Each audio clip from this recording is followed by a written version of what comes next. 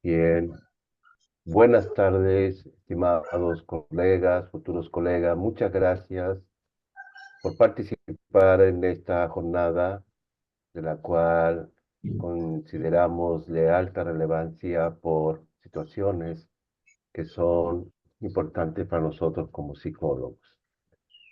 Dentro del programa tenemos tres aspectos, ¿ya? Una de ellas es una breve conceptualización histórica, de la cual nos va a ayudar el doctor Manuel Capella con la participación especial del coordinador de la red ecuatoriana REPSI, Claudio López. Muchas gracias, Claudio, por este, esta aclaración y sobre todo en este punto que es importante para nosotros, ya psicólogos y los futuros psicólogos. El segundo punto es a partir de un conversatorio.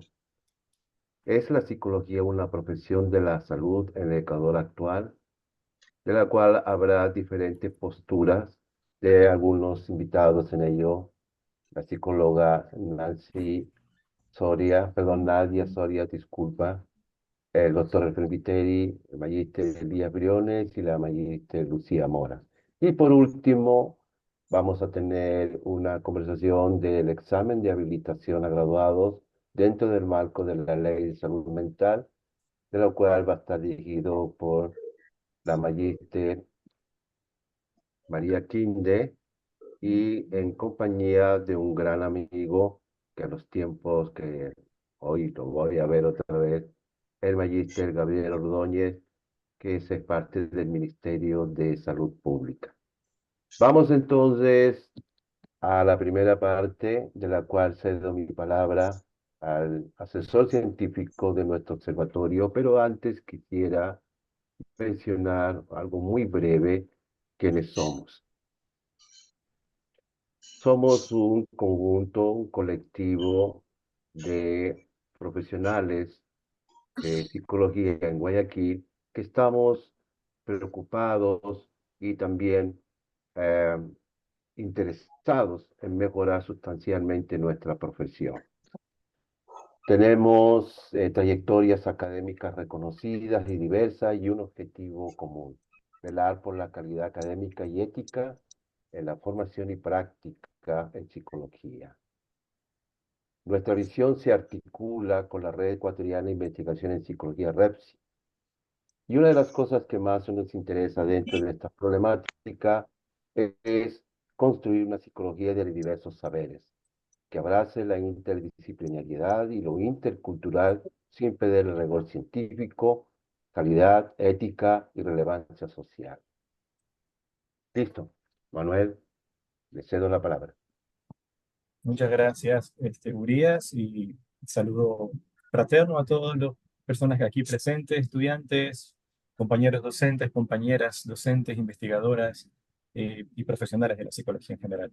Vamos a ser relativamente breves en nuestra intervención junto a Claudio, a quien me sumo, ¿no?, en este agradecimiento que le hace Urias. Un verdadero honor tener a alguien como Claudio que sabe mucho, entre otros aspectos de su línea de investigación, de aspectos históricos sobre la formación en psicología en Ecuador. Hemos colaborado juntos en algunos trabajos en este sentido. Vamos a ser breves, contextualizando un poco la historia de la formación de la psicología en Ecuador y en particular en Guayaquil. Eso es lo que haremos. No vamos a ahondar en demasiados detalles. Es una perspectiva muy general la que vamos a dar con Claudio.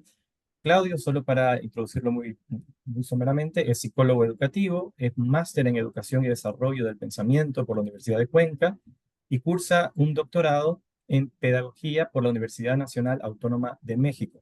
Él trabaja en la Facultad de Psicología de la Universidad de Cuenca.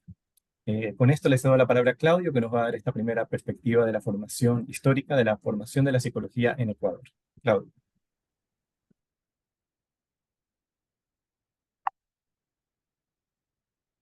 ¿Se ve mi presentación?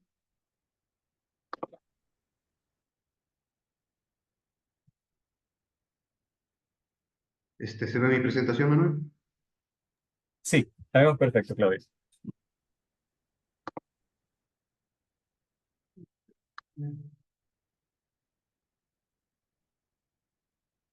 Bien, buenas tardes con todos, con todas. Eh, Agradecer la invitación para compartir algo de la historia de la formación de los psicólogos en Ecuador. Voy a ser breve, en honor al tiempo y a los medios virtuales que no se puede extender mucho. Eh, eh, entonces, vamos a mirar. Bueno, he colocado una primera etapa, podríamos llamarle la psicología sin psicólogos, que iniciaría incluso antes de 1900 y podría ir hasta 1960. Eh, Hay cosas históricas que hay que conocer donde se interrelacionan con la psicología y que son importantes. Por ejemplo, una primera cuestión que marca el país, todas las áreas, digamos, y también en la psicología, es la revolución liberal, ¿no? Desarrollada por el presidente Eloy Alfaro a finales del siglo XIX e inicios del siglo XX. Hay que recordar que Alfaro muere en 1912. Esta revolución separa las cuestiones del Estado de la Iglesia, ¿no es cierto?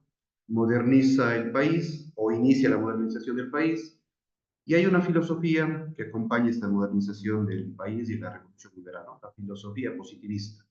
Esta concepción filosófica de la ciencia como verificable y comprobable, que digamos hay la versión ecuatoriana, pero inicia inicios del siglo XX y desarrolla la psiquiatría, la pedagogía y también la psicología. Una cosa importante de inicios del siglo XX pues es el desarrollo de la educación laica, ¿no? Se separa de la educación religiosa y conservadora. Entonces Alfaro de alguna manera lo que busca es que el Estado sea laico, la educación sea laica. Eh, y esto pues no es tan fácil en aquellos tiempos, hubo mucha resistencia, sobre todo de Quito, donde estaba la iglesia y todo el tema de la filosofía conservadora, digamos, ¿cierto? Alfaro pues potencia la educación, primero la educación primaria, ¿no? La enseñanza primaria. Y en 1901 funda dos colegios para formar lo que se llaman los maestros normalistas. Eh, y estos colegios, pues uno para formar docentes varones y también para formar normalistas mujeres. Y aquí hay una cosa importante de la psicología. Se cree que la psicología es importante y se le mete en los planes de estudios como una asignatura para la formación de los normalistas. Entonces, los normalistas se van formando en las cuestiones de la psicología de aquel tiempo. Y la psicología, pues, permanecerá como asignatura durante muchas décadas en el país. Luego, desde la década de los 30, eh, hay una expansión también de la educación secundaria. Entonces, primero hay una oleada, digamos, de potenciar la educación primaria mediante la formación de docentes y luego se busca potenciar la educación secundaria. ¿Quiénes se hacen cargo de sacar los maestros que la educación secundaria necesita? Las facultades de psicología del país. Entonces, primero, prácticamente, la primera facultad de filosofía del país es de. Entonces, la primera facultad en crearse es la Facultad de Filosofía de la Universidad Central en Quito, alrededor de los años 30. ¿Cuál es la misión? Formar ahora profesores en todas las asignaturas, incluida la psicología. Entonces, empiezan a formar. De hecho, hay un profesorado en esta época que sale, que se llama profesor de Ciencias Biológicas y Psicología. Entonces, si bien no está de lleno en la psicología, ya va saliendo, ¿no es cierto? Y como mucha gente necesitaba trabajar y la educación era una buena opción para trabajar, entonces empezaron a formarse como docentes de todas las áreas, matemática, física, química, y también de alguna manera mucha gente le va gustando la psicología, digamos, ¿ok? Este, Este aspecto es importante y luego de unos años, en 1950, se funda un instituto de psicología en la Facultad de Filosofía de la misma Universidad Central. Y lo que busca es centralizar la formación de profesores de psicología. decir, formar mejor a los profesores de psicología que van a ir a los colegios, ¿no? Que seguían en expansión. Quien crea este instituto es un pionero, ¿no? Es un profesor que se llama Uzcategui. Tiene una vida interesante. Es un adelantado a su tiempo, digamos, ¿no? Estudió en Chile, Estados Unidos, etc. Entonces aquí formaban profesores de psicología con 2 años, luego de algunas carreras, ¿no? Trabajadores sociales, pedagogos, abogados. Entonces, que necesitaban trabajar en los colegios, entraban al instituto y salían como profesores de psicología con 2 años de formación. Esto provoca que en 1955 más o menos, en la misma Facultad de Filosofía, ya se cree una carrera de grado de profesores de psicología. Entonces, sigue en expansión la educación secundaria, la gente necesita trabajar, y qué mejor trabajar como profesores, ¿no? Y algunos optaban por ser profesores de psicología. Entonces aquí empieza una carrera de 4. Y hay un dato curioso, que a finales de los años 60 se empiezan a crear doctorados de psicología, a los que se accedía luego de la formación de profesores de psicología con 2 años. Esa es una cosa interesante que sucedió en el país.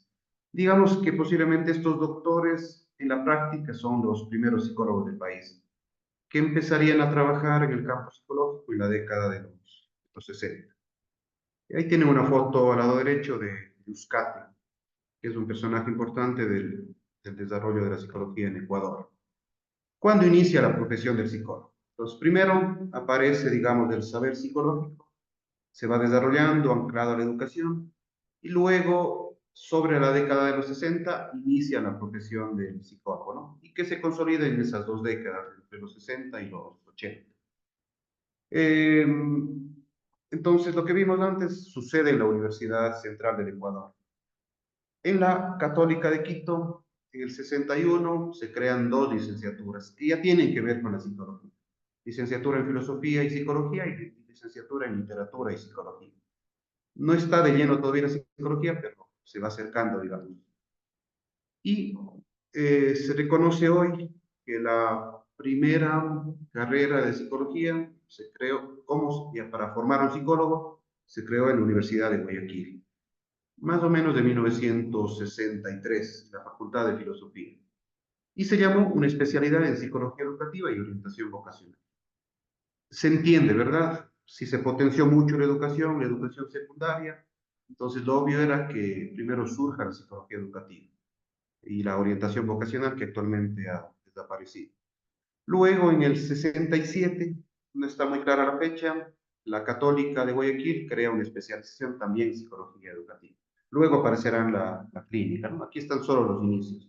En el 71 se crea igual una especialidad en psicología educativa y orientación vocacional en la Católica de Cuenca. Y en mi universidad, pues se crea a finales de los 70 y 1977, igual una especialidad en psicología educativa. Entonces, de estas universidades, de la de Quito, de la Católica, de la de Guayaquil, la psicología o la formación ya de un profesional de la psicología va expandiéndose al resto de universidades, ¿no? De alguna manera, alumnos que estudiaron, que luego crean carreras en las demás universidades. Y para finalizar, quiero hacer un pequeño resumen de lo que ha aparecido a lo largo de estas décadas. Una característica propia de Ecuador, a diferencia de los demás países, es que especializamos en grado. Estas son más o menos las especializaciones que han habido desde la década de los 60, ¿no? Primero la educativa, luego apareció la clínica, que también fue fuerte y ha ido creciendo, la organizacional, que al inicio se llamó industrial. Hay una en psicorehabilitación, jurídica muy poco, social muy poco, y también antes del 2014, del reglamento de títulos, había una licenciatura en psicología, ¿no? Empezamos con 6 años, hemos ido bajando a 5 años, se bajó a 4 años antes del 2014. Y en el 2014, por el reglamento de títulos, las universidades empezaron a ofertar psicología general, que se llama, Luego, nuevamente, por presión de gremios, hemos vuelto a las especializaciones, ¿no? Ahí tienen los años, en el 2016 la clínica y 2019 el resto de especializaciones. Entonces, hoy prácticamente tenemos formación en psicología general, digamos, y con especializaciones, ¿no? Hemos bajado de 4 años y medio y parece que la tendencia va a ser a una formación de 4 años. Entonces, eso a breves rasgos, una visión rápida sobre cómo inició la psicología en Ecuador en el siglo XX, cómo fue surgiendo la profesión del psicólogo. Eso, compañeros, Manuel, muchas gracias. Muchas gracias, Claudio. Yo voy a continuar un poco en la misma narrativa que nos ha Ok, presentado de manera tan, Manuel, ¿sí? Manuel, una cosita. Han entrado nuevos compañeros y quiero que en esta parte estén tranquilos porque está siendo grabado y así que no se han perdido nada todavía. Bienvenido. Y lo otro que de lo que escucharon de Claudio e inquietudes, pueden ir a hacer sus comentarios, preguntas o inquietudes ahí en el chat. Muchas gracias, Manuel. Vale, Gracias, pues, Urias. Sí, sí, sí. Solo para reforzar eso, este es un espacio, no es una conferencia, ni una clase, ni nada de eso lo que estamos haciendo. Estamos compartiéndoles estos contenidos para un poco enmarcar la conversación, pero el chat está abierto. Preguntas que quieran hacerle a Claudio, a mí, a Urias, a Nadia, a cualquiera de quienes estamos acá. Eh, Críticas, reflexiones, propuestas, lo que sea, estamos aquí a través del chat y más adelante, al final, tendremos algún espacio también para interactuar con más calma. Pues de eso se trata, ¿no? Hacer uso de esos recursos. Continúo un poco donde, como decía, donde lo dejó Claudio, eh, para mencionar algo sobre, eh, pero para mencionar algo, quizás una vez que terminemos esta contextualización, ya Urias nos va a indicar un poco la metodología para las intervenciones levantando la mano y demás, pero va a ser un gusto podernos escuchar más adelante, ¿sí? Eh, Ahora voy a mencionar algo así, de igual forma súper rápido, más o menos siguiendo el estilo de Claudio, sobre la formación de la psicología en Guayaquil, particularmente. Ya él nos mencionaba que la primera carrera en la escuela de psicología, no en una facultad todavía, en los años 60, en la primera carrera de psicología se considera que empezó en la Universidad de Guayaquil, la universidad pública.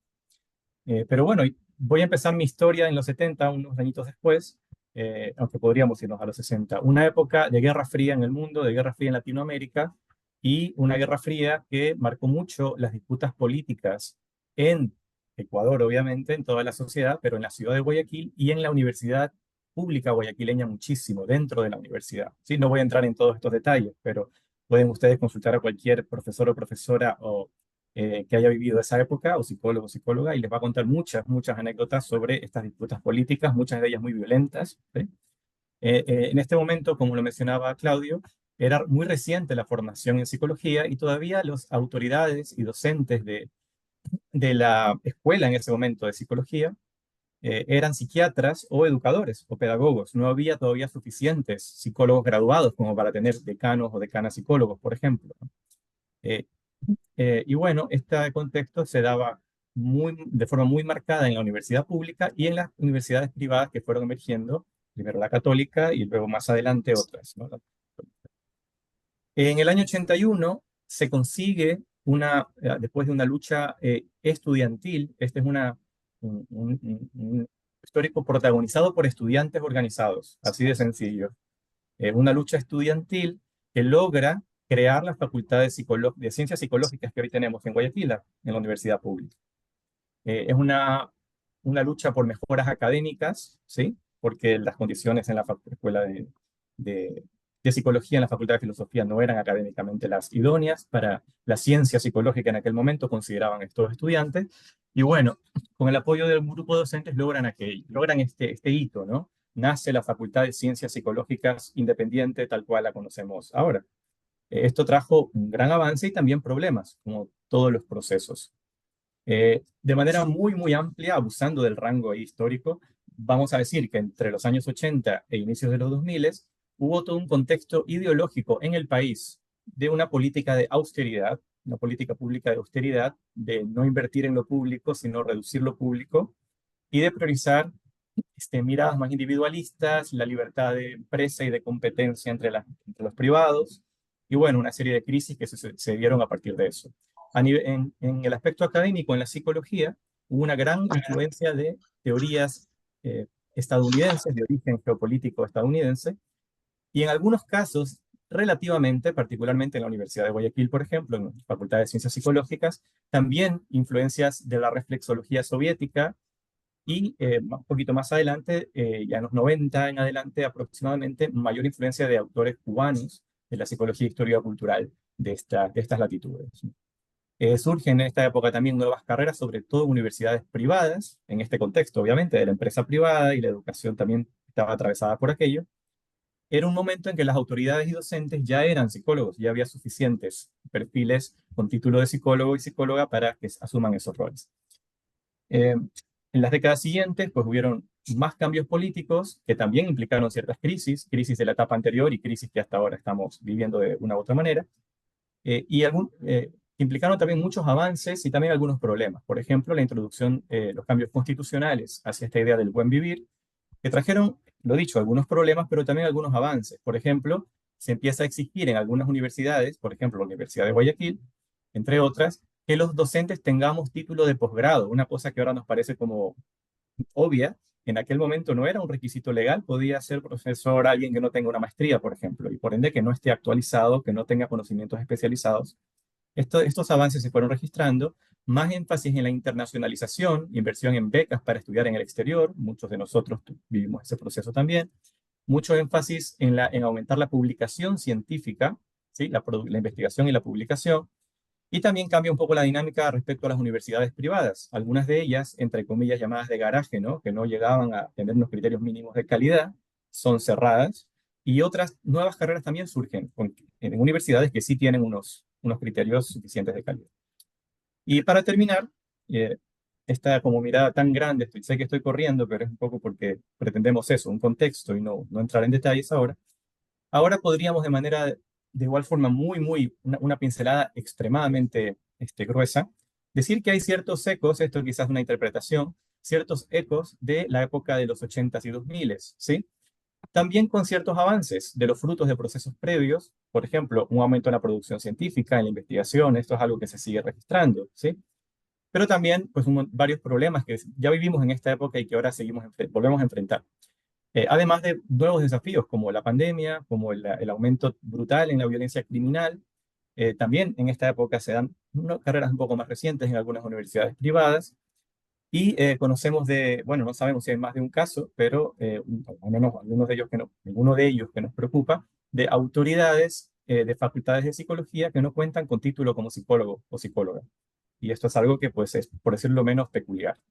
Entonces voy a cerrar esta contextualización dejando estas preguntas para los diálogos que tendremos enseguida cuando hablemos de la salud, de la psicología como profesión de la salud. Primero, después de ver toda esta historia, hoy en 2024, preguntarnos para qué nos formamos como psicólogo o psicólogo. ¿Es solo un tema de empleabilidad, productividad, emprendimiento? ¿Cuál es el sentido de la formación? Otra pregunta, ¿cuál es el nuevo marco legal? Hablaremos de esto hacia el final del evento de hoy. Tenemos un invitado ahí de lujo que nos va a acompañar para esto. ¿Somos entonces ahora legalmente, desde la normativa, una profesión de la salud? ¿Eso qué implica en la formación universitaria? ¿Y cómo construir una formación en psicología para los tiempos actuales?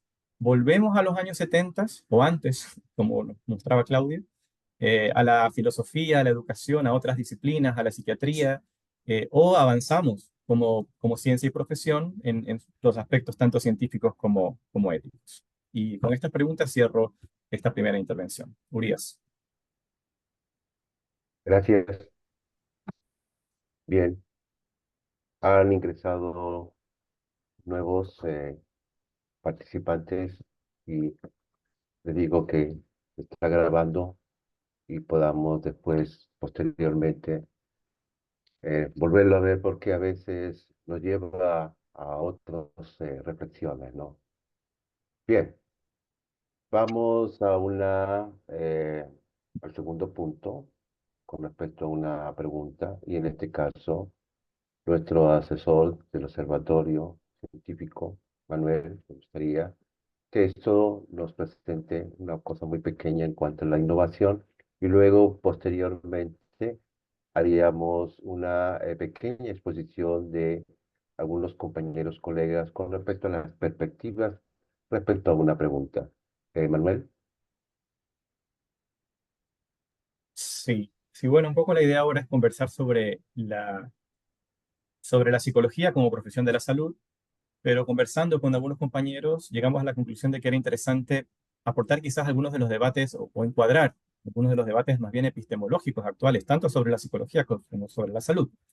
No vamos ahora a profundizar en ninguno de ellos, pero solo compartir con todos ustedes para que después en otro momento hagamos, como decir, a propuesta Urias, grupos de estudio, nos sentemos a leer y estudiar, criticar, aceptar o no aceptar algunas de estas ideas, pero ahora para conocerlas, a lo mejor no las conocemos.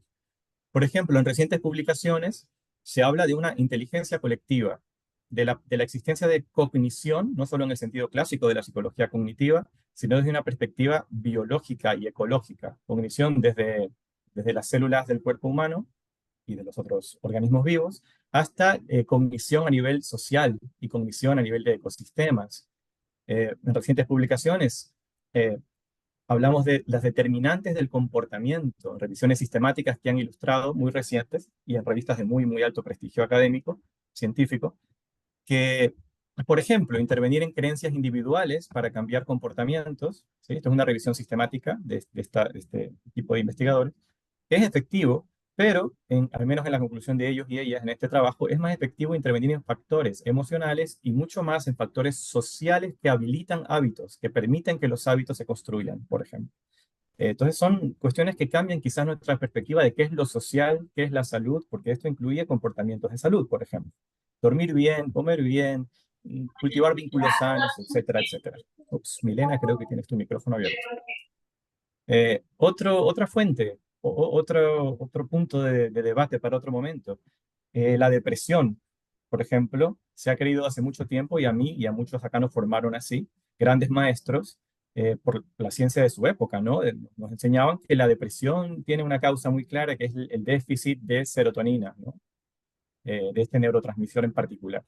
Pero recientes revisiones sistemáticas, en este caso una meta-análisis, pues han desmontado lo que ahora consideramos una suerte de mito, aunque es un debate abierto. Hay un grupo que está un poco debatiendo esta tesis de Moncrief y sus colegas. Publicada en Nature, ¿no? Son todas revistas de primer nivel en cuanto a prestigio, para bien o para mal, el prestigio en el establishment ahí científico. Y solo para terminar y comentarles alguno más, eh, esta idea de la determinación social de la salud. Entonces, que desdibuja un poco esta idea de que lo social es una cuestión, por ejemplo, que la psicología es una ciencia social, ¿ok? O es una ciencia de la salud. Desde esta perspectiva, pues es una ciencia social y una ciencia de la salud, pero bueno, esa es una postura, ya escucharemos las diferentes perspectivas que coincidan o no con esta, ¿no? Y bueno, la pregunta de nuevo para dar paso a ese conversatorio es si estas maneras actuales, científicas, incluso con implicaciones éticas importantes y bioéticas importantes, cambian nuestro diálogo sobre si la psicología es o no una profesión de la salud, ¿no? Un poco como para estimular ese diálogo, esa conversación. Y ahora sí que me callo, por favor, y doy paso a otras voces y me propongo a escuchar. Bien, la idea que acaba de presentar Manuel es precisamente eso, ¿no? Hay un avance y hay que estar constantemente en esa reflexión, ¿no? Bien, vamos con el siguiente tema en el programa. ¿Es la psicología una profesión de la salud en el Ecuador actual? Vamos a tener cuatro perspectivas. Una es psicología clínica, otra es de la psicología comunitaria, una tercera desde la psicología educativa y por último, que es algo muy interesante y bien desafiante, es que tiene que ver también psicología organizacional, ¿ya? Bien, voy a dar rápidamente uno pequeño, breve de hoja de vida de mis compañeros que van a compartir esta perspectiva y daríamos paso en ese orden. La primera, en este punto de vista de la clínica, la psicóloga Nadia Soria. Ella es psicóloga clínica, está en un doctorando del programa de psicología en la línea de metodología y medición en psicología y salud. Trabajó en proyectos sociales del Ministerio de Inclusión Económica Social, fue psicóloga del Hospital de Especialidades en Guayaquil y hace 13 años inició su carrera como docente. Ha trabajado entre universidades y actualmente dirige una investigación para la adaptación de test para población ecuatoriana en colaboración con la editorial TEA. Tenemos el siguiente, la psicología comunitaria, el doctor Efrem Viteri, psicólogo clínico, magíster en terapia familiar sistémica y de pareja, PhD en educación y en proceso un doctorado en psicología. Ha publicado varios artículos en revistas indexadas, presentación de ponencias y la experiencia en la docencia, por supuesto, en proyectos comunitarios y actividades profesionales en referencia a lo social comunitario. El siguiente compañero es Elías Briones, psicología educativa, es psicólogo educativo y orientador vocacional. Magíster en gerencia educativa, experiencia en la coordinación de DESEN, más de 10 años, orientación escolar con más de 5 años de experiencia. Y por último, la psicóloga Lucía Mora, psicología organizacional. Ella es psicóloga industrial, magíster en psicología laboral, facilitadora, certificada, profesora auxiliar en la Universidad de Guayaquil. Experiencia en más de 20 años en la gestión de talento humano de organizaciones públicas y privadas. Experiencia en docencia universitaria por más de 14 años. Consultora en temas de gestión humana y facilitadora desde el 2010. Listo. Comenzamos. Nadia, adelante. ¿Cómo están? Buenas tardes. Un gusto estar en este espacio. De verdad es una gran oportunidad. Quiero empezar contestando la pregunta sobre si la psicología, ¿no?, está dentro de las ciencias de la salud, en este que ha sido un debate de muchos años, de muchos espacios profesionales y académicos también, pero quiero mencionar algo, y lo comentábamos hoy también en la mañana con algunos compañeros y decíamos, bueno, en realidad no son planteamientos nuevos, ¿no? Son planteamientos, algunos planteamientos de siempre, que no porque sean planteamientos de siempre no tengamos que insistir en ellos, insistir en la necesidad de la valoración de la psicología, ¿no? Como ciencia primero y luego como una ciencia que es de alguna forma flexible, que se puede vincular con otras ciencias, pero que en los últimos años tiene mucho peso en el campo de la salud, sobre todo por esa idea pues de alcanzar el bienestar, ¿no? Queremos alcanzar un bienestar todos, y desde allí la psicología aparece como una ciencia que cada vez toma más relevancia. Uno de los primeros planteamientos que quisiera mencionar ahora tiene que ver con la crisis generalizada. Muchos artículos científicos últimamente, pues leyendo los artículos científicos, pasamos un poco de esa era donde se empezaba escribiendo algo como que en el contexto de la globalización, y hoy hemos pasado a el contexto de crisis generalizada, ¿no? Muchos artículos empiezan así, empiezan mencionando el sinnúmero de hechos económicos, políticos, la pandemia que sí pues nos dejó una situación de crisis mundial y bueno, que ha llegado hasta los rincones más alejados de la Tierra. Y esta crisis generalizada nos lleva a nosotros, o lleva a la psicología a posicionarla en un espacio dentro de las otras ciencias como muy importante, ¿no? Ya en el 2019 la Organización Mundial de la Salud dijo que más de 1.000 millones de personas tenían algún trastorno, ¿no? Básicamente la depresión, la ansiedad, los trastornos, el trastorno bipolar, la esquizofrenia, el consumo de sustancias, empezaban a registrarse y a notarse pues ese incremento en las diferentes poblaciones. Y de allí se encienden las alarmas de cómo la psicología puede aportar a toda esta problemática, ¿no? Que no necesariamente es nueva, sino que empieza a visibilizarse. Junto con ello, el desarrollo de la psicología de la salud, este espacio en el que las enfermedades o la salud no es vista solo desde la enfermedad, sino desde el bienestar general, le va también abriendo camino a una ciencia que no solamente nos permite detectar o trabajar desde la enfermedad, sino sobre todo desde la promoción y de la prevención. Y se le da mucho énfasis a esto también. El desarrollo de las neurociencias, estas explicaciones, como bien Manuel lo decía al inicio, pues ya hablamos de mecanismos biológicos que están relacionados con la conducta, el comportamiento, y sobre todo una gran demanda de atención en dos poblaciones que son un desafío para la actualidad y también para los años venideros, que es la atención a las poblaciones adultas mayores, el desarrollo de la geriatría, ¿no? Las necesidades de servicios de salud para que atienda toda esta problemática del envejecimiento poblacional, y por otro lado, la infancia, donde empezamos también a tener un sinnúmero de situaciones, ¿no? De alteraciones también podríamos decir, que requieren de una atención o de una explicación primero desde el ámbito de la salud. Esto un poco a manera general, ¿no? De cómo desde la crisis hasta poblaciones muy específicas que requieren de atención, nos lleva hacia los retos que tiene que afrontar también la psicología como ciencia de la salud. Y yo creo que hablando ya de Ecuador, tenemos principalmente que resolver el tema del acceso a la salud mental, ¿no? Y yo creo que el tema de la ley de salud mental que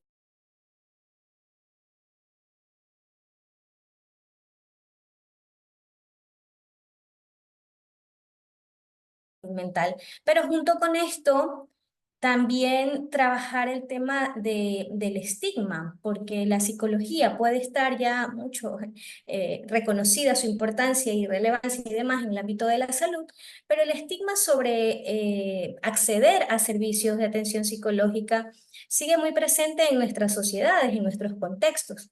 Entonces, tenemos este reto, ¿no? De abrir las puertas, pero a la vez no señalar a aquellos que deciden ser parte de estos procesos de atención. También junto con el estigma viene la valorización, yo decía, de la psicología como profesión.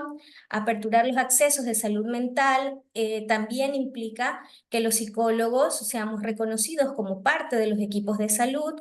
Esto desde la práctica básicamente tiene que ver cómo el psicólogo también va atendiendo desde las derivaciones de otros profesionales, cómo se visibiliza la necesidad de que un fenómeno que se atendía solamente desde un punto de vista orgánico, ¿no? Del médico, también se ha reconocido el psicólogo como profesional de la salud para poder resolver, ¿no? Una situación, la adherencia a los tratamientos y otros elementos que tenemos allí para poder generar bienestar. Entonces, yo creo que sí, en la psicología está en un momento importante para poder responder a todas estas demandas y requiere sobre todo de nosotros, los psicólogos, las psicólogas, que vayamos impulsando esa valorización de la carrera, de la valorización de la profesión y digamos, pues aquí estamos para poder responder y aportar al bienestar general. Muchas gracias. Listo, gracias. Efraín, buenas tardes.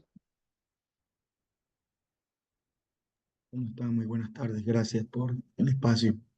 Bueno, en el caso mío, sí, a ver, perdón, responder justamente a la pregunta desde la psicología comunitaria. Voy a presentar, sí, algo muy puntual, ¿no?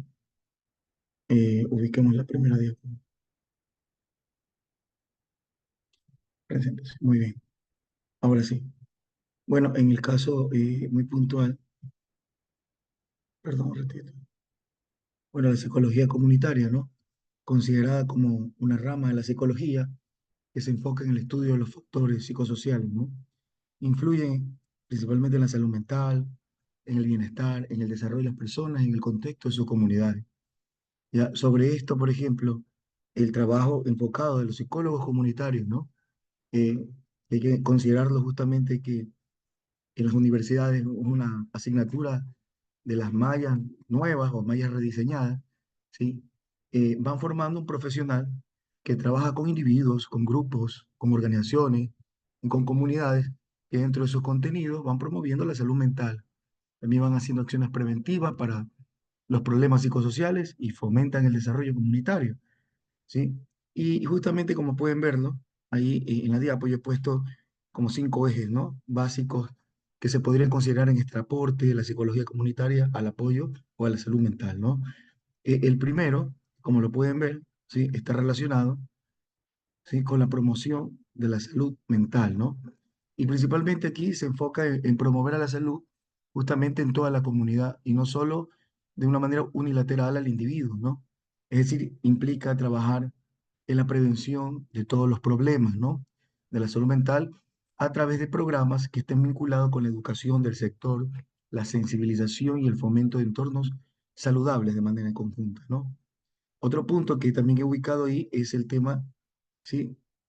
Relacionado con el enfoque, ¿sí? Las intervenciones basadas en la comunidad, como las pueden ver ahí ustedes, es centrarse específicamente o únicamente en tratamientos, ¿sí? Que están desarrollados en intervenciones de factores sociales y ambientales y que influyen a la salud mental. Estas intervenciones pueden incluir programas principalmente con un eje de apoyo social, pueden rescatar lo que se conforma en este trabajo como grupos de autoayuda o también actividades recreativas y educativas, entre otros. Hay metodologías como animación sociocultural que también fomentan y apoyan en ese proceso, ¿no? ¿Ya? Tenemos también un tercer punto que lo pueden ver ahí, que, que tiene que ver con la participación y el empoderamiento a nivel de la comunidad. Es una metodología que está enfocada en la metodología sociocomunitaria, ¿sí? De la línea latinoamericana, es decir, es una metodología conocida, ¿no? Desde la formación del profesional en este campo. Principalmente, el objetivo es promover la participación activa de los miembros de la comunidad, identificando los problemas y estableciendo un diseño de implementación a estas soluciones, donde las personas, los actores clave, pasan a ser, en este caso, los solucionadores del problema y fomentan principalmente el eje de la autogestión. Fortalece esto en conjunto el sentido de pertenencia y principalmente lo que se llama acá empoderamiento, ¿no? Esto a su vez genera las condiciones para mejorar la salud mental de los individuos y la comunidad. Eh, un cuarto punto que he ubicado, que también contribuye de manera general a la salud mental y a la psicología comunitaria, son la formación de las redes de apoyo. ¿Sí? Esta creación de las redes de apoyo social se fundamentan principalmente en un trabajo de construcción de redes. El profesional de psicología comunitaria puede reconocer las redes existentes o las que hay que construir. ¿Sí? Los elementos o sus unidades pueden ser redes formales, como las instituciones públicas o privadas, ONG, o las informales, ¿no? Las que se forman en la dinámica diaria, ¿sí? Con los actores comunitarios. Esto facilita la conexión entre individuos, ¿sí? Y mejora las condiciones de recurso que tiene la comunidad. Reduce, ¿sí? Satisfactoriamente el aislamiento social y mejora el bienestar emocional en conjunto, ¿no? Un cuarto punto que he ubicado, un quinto punto que he ubicado tiene que ver con el enfoque, la equidad y la justicia social, ¿sí? Como un punto final de esta primera parte, ¿no? Sí, la psicología comunitaria reconoce las desigualdades sociales, eso está claro, ¿sí? Justamente esas comunidades necesitadas, con vulnerabilidad, ¿sí? Por muchos indicadores sociales que se pueden demostrar, son determinantes clave para poder establecer un cambio y mejorar la salud mental en un proceso de intervención. Abordar las desigualdades y promover la justicia social es un punto clave. Hay que considerar para esto, ¿sí? En el trabajo comunitario, los contextos históricos, políticos y económicos que influyen justamente en esas personas, en ese diario vivir de la salud mental. Una siguiente diapositiva, a ver, ubiquemos la siguiente diapositiva. ¿Ya? Eh, la Organización Mundial de la Salud, ¿no? Establece un plan de acción integral sobre la salud mental. En un primer orden lo ubicaron como una meta 2013 al 2030 y después lo actualizan del 2020 al 2030, ¿no? El objetivo clave de este plan, ¿sí? Es transformar la atención y la promoción de la salud mental a nivel global. Y para esto yo he ubicado 3 puntos ahí que rescato, ¿no? Sí, como marco referencial para el accionar de la psicología comunitaria. Uno clave que tiene que estar ubicado en todos los países es fortalecer las rectorías y las gobernanzas en la salud mental. En pocas palabras, inyectar, ¿sí?, presupuestos a todos estos marcos legales, políticos o de las políticas públicas que den solidez a los programas de la salud mental. Eso daría la base para que los profesionales en psicología, ¿sí?, tengan esa apertura, esas condiciones, y a partir de ahí se pueden establecer proyectos y redes de apoyo, con el apoyo de una plataforma, ¿no? Pero las políticas tienen un financiamiento. A su vez, en consecuencia, esto trae el segundo punto que dice mejorar las prestaciones de la salud mental. Esto implica principalmente ampliar el acceso al servicio de la salud, sin mejorar la calidad, que incluye servicios de atención primaria, servicios especializados y servicios de apoyo psicosocial, ¿ya?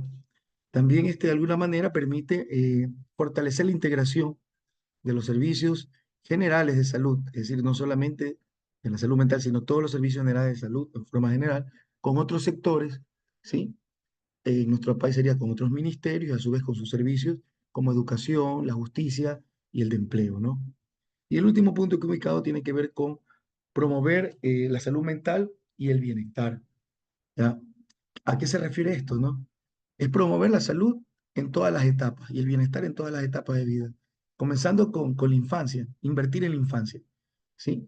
Y a partir de ahí los ejes de intervención estarían ligados a la promoción y estilos de vida saludables, la creación de entornos que propicien una salud mental adecuada, reducción, ¿sí?, de estas dificultades y causas sociales, ¿no? Problemáticas dentro de los entornos comunitarios.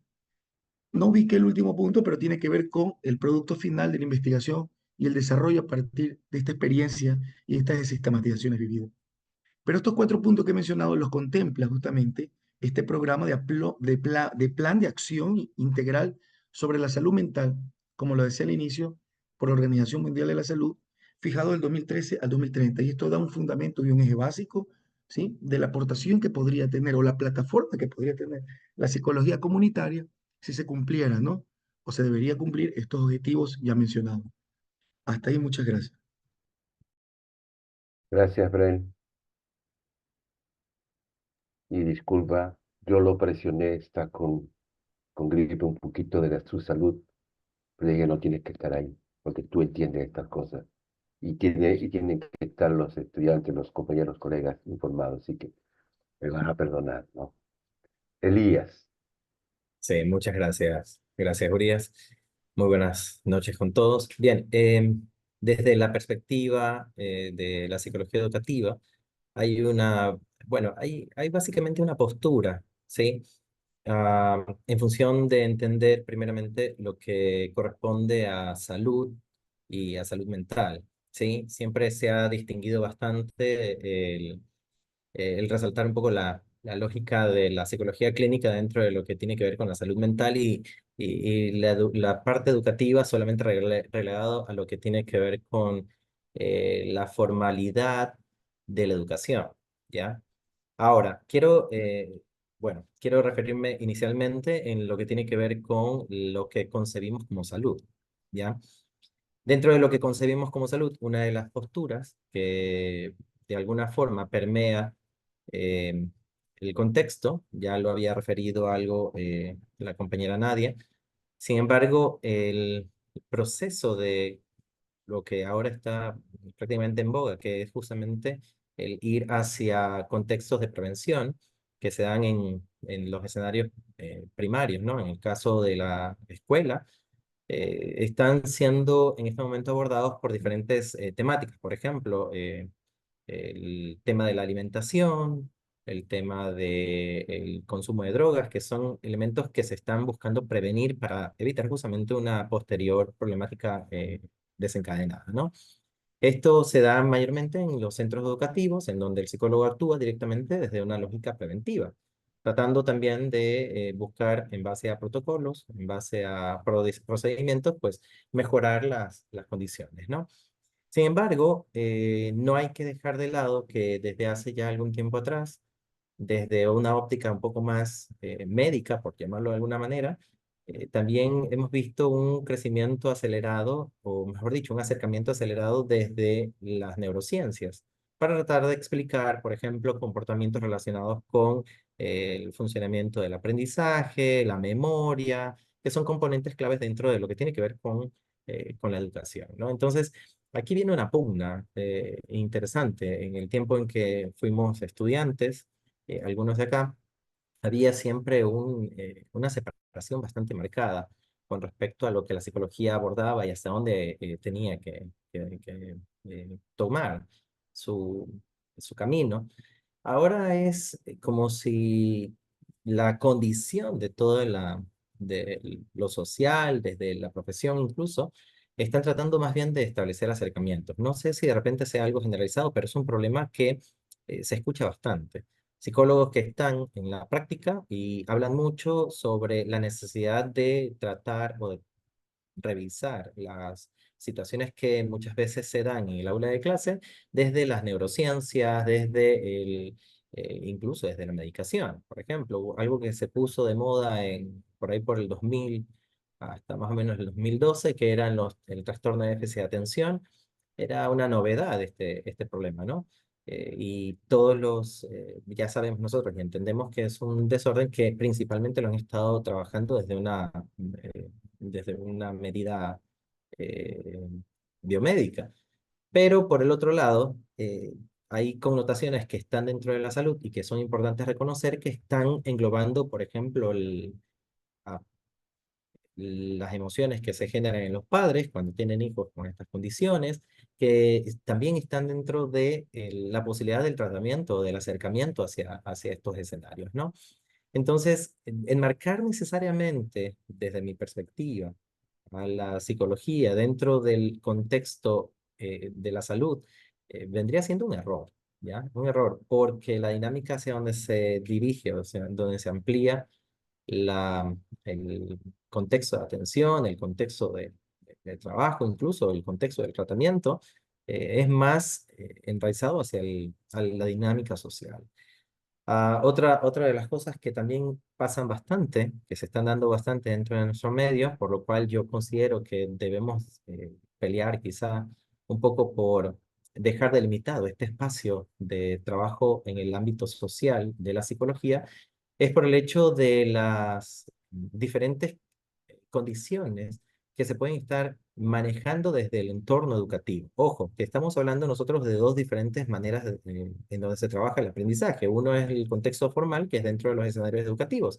Y dentro de estos escenarios educativos hay una serie de dinámicas sociales que se están viendo, ¿no? Y en nuestro país, sobre todo, pues el microtráfico y la manera como se va aprendiendo en las nuevas generaciones del quehacer, por llamarlo de alguna manera, de aquellos que están pues trabajando con esto, ¿no?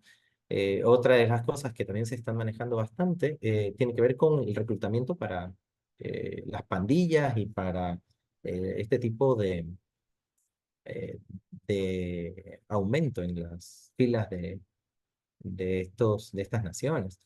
El problema es que si lo manejamos desde una óptica netamente médica, no hay una solución de pastillas o darle a los chicos para poder ayudar a reducir bastante la manera como ellos, desde las crisis personales o existenciales, se ven abocados a la necesidad de ser parte de estos escenarios que son propiamente sociales, ¿no? Entonces hay una serie de situaciones que pueden, pues, ponerse en la balanza. Sin embargo, otro punto, por ejemplo, que también hay que tomar en consideración, está relacionado con una nueva tendencia de la psicología hacia trabajar, a la psicología educativa específicamente, hacia trabajar con el envejecimiento y todos los problemas del deterioro cognitivo, por ejemplo, ¿no?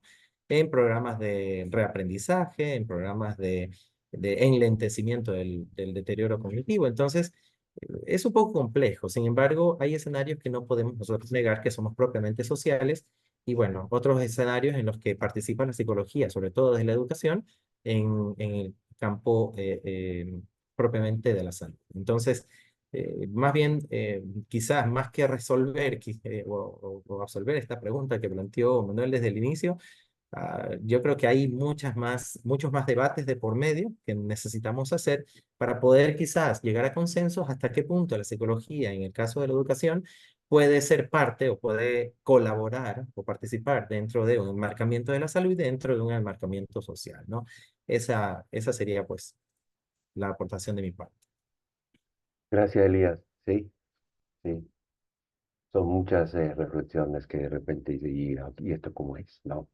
Lucía, muchas gracias. Ahora sí, Hola, ¿me escuchan? perfecto. Sí, buenas noches a todos, a todas. Un gusto estar en este espacio. Contestando la pregunta sobre si la profesión, la psicología como profesión en el Ecuador es de la salud, quiero ser pues, pegarme mucho quizá a la pregunta. Yo diría que desde sus inicios la pretensión de la psicología siempre ha sido el bienestar del sujeto. Siempre ha sido que ese sujeto, esa persona, ese trabajador, estoy hablando de la psicología en general, no de la psicología organizacional por ahora, de la psicología en general, ha pretendido siempre el bienestar. Visto así, yo diría, pues sí, la psicología es una profesión de la salud. Y un asunto diferente, a mi modo de ver, es en qué campo se la coloca y por qué se la coloca en un campo u otro. Visto así, yo diría que sí hay que considerar algunos puntos, porque si el objetivo de la psicología organizacional ha sido, desde sus inicios, la calidad de vida y el bienestar de los trabajadores y de las trabajadoras, la pregunta es, ¿por qué esta psicología organizacional no ha logrado que esa finalidad, que ese fin se cumpla o acercarse a ese fin? Y eso trasciende a si está en el campo de la salud o en el campo social, porque difícilmente yo podría separar lo que para mí es la salud, ese bienestar en un trabajador, de esas esferas donde él manifiesta y expresa esa salud. Por ejemplo, la tecnología, voy a hablar de la tecnología como un elemento del contexto que creo que hay que considerar. La tecnología que enajena, que quita, que expropia al sujeto de sus habilidades, como es el caso de la inteligencia artificial, ¿verdad? Ahí estamos todos haciéndole preguntas, alimentando estas bases de datos, estos grandes datos que luego se procesan y que nos traen respuestas, que salen de nosotros, de años de experiencia, de ensayo, de error, de aportes y de ciencia. Y esa tecnología que invade al sujeto y que luego provoca en ese sujeto unos sentimientos de inutilidad, de ineficacia, de fracaso, de sentir que ya no es tan capaz como era antes. Y ahí es donde la psicología debería tomar ese espacio importante. También podríamos hablar del teletrabajo y otras formas de trabajo remoto que invaden, ya el trabajo en sí siempre ha invadido el espacio de la familia, pero ahora invade, yo diría, de forma muy invasiva el espacio de la familia, instalando el trabajo en el hogar, instalando el trabajo en ese espacio donde el trabajador y la trabajadora debería descansar, debería desconectarse. Y en esa invasión surgen nuevas problemáticas, nuevas formas que deterioran la salud integral de los sujetos. Y ese espacio familiar es un espacio social, pero en ese espacio familiar se manifiesta esta salud o falta de salud del trabajador y de la trabajadora. Y tomado de la mano de esa invasión que provoca altos niveles de estrés, que provoca fatiga, que provoca desgaste, viene la violencia. Y entonces vemos cómo de pronto el trabajo, que desde lo que dice la Organización Internacional del Trabajo, que debe procurar, pretender, proponer desarrollo profesional, personal, social, de la familia, de las comunidades, etcétera, etcétera, se vuelve más bien en una fuente de deterioro de la salud, de la integración, se vuelve una forma de afectación a otros espacios que también aportan a la salud del sujeto. Entonces, de pronto el trabajo está contribuyendo a la violencia.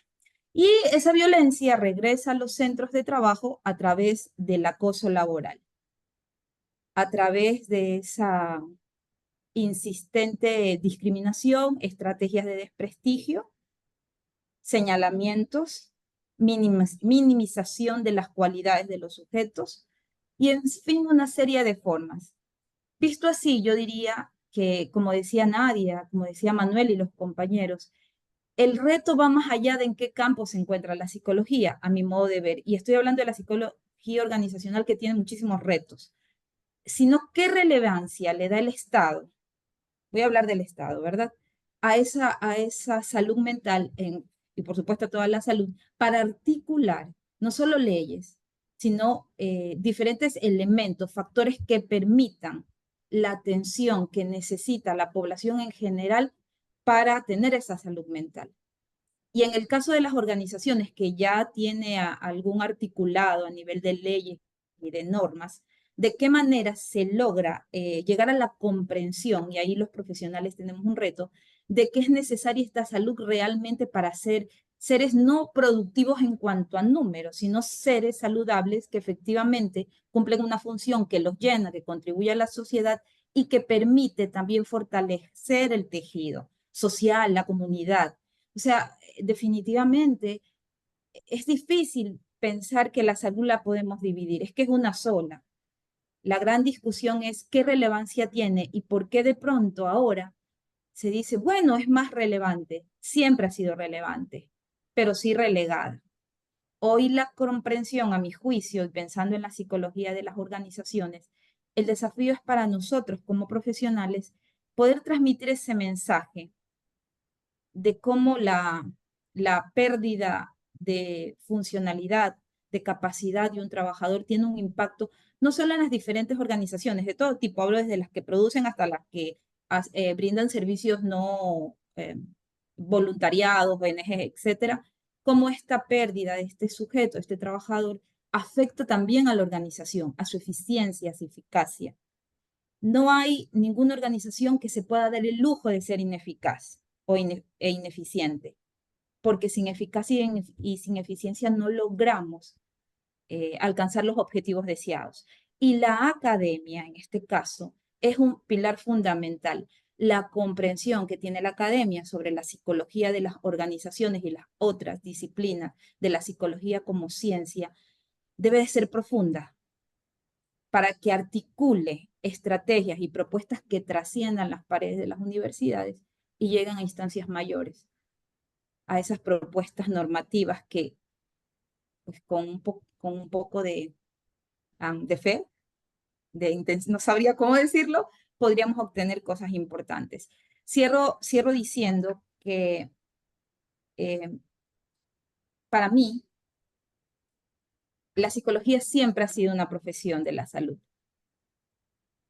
que ese ha sido desde siempre su intención, su objetivo, y que hoy el reto es que se comprenda que la relevancia debe de cambiar. No es que esta es más que aquella, es que la salud es salud.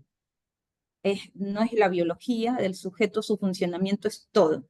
Y no hay una expresión que dice Morales que a mí me gusta mucho, que la calidad de vida de los trabajadores y de las trabajadoras de una nación refleja la calidad de vida de esa nación. Trabajadores precarizados, no podemos hablar de un país que tiene calidad de vida. ¿Sí? Entonces, para mí es integral. Gracias, compañeros, por haberme escuchado. Gracias, Lucía. Sí, y algo de la consulta estaba eso ahí, parecía, ¿no? Por ahí, ¿verdad? Bien, antes de continuar el punto 3, que hay una pregunta que lo ha enviado un colega, Rafael Gambarrotti. Voy a leer y luego esto corresponde, creo que a Claudio o a Manuel, cualquiera de los dos puede responder. ¿Cree que exista relación en esta ubicación de la psicología en el campo de la salud con esta vuelta a los 70-80? Yo creo que puede ir por el campo de la mercantilización de la psicología como netamente salud mental y la extensión de un prestigio, entre comillas, no merecido. Manuel, Claudio.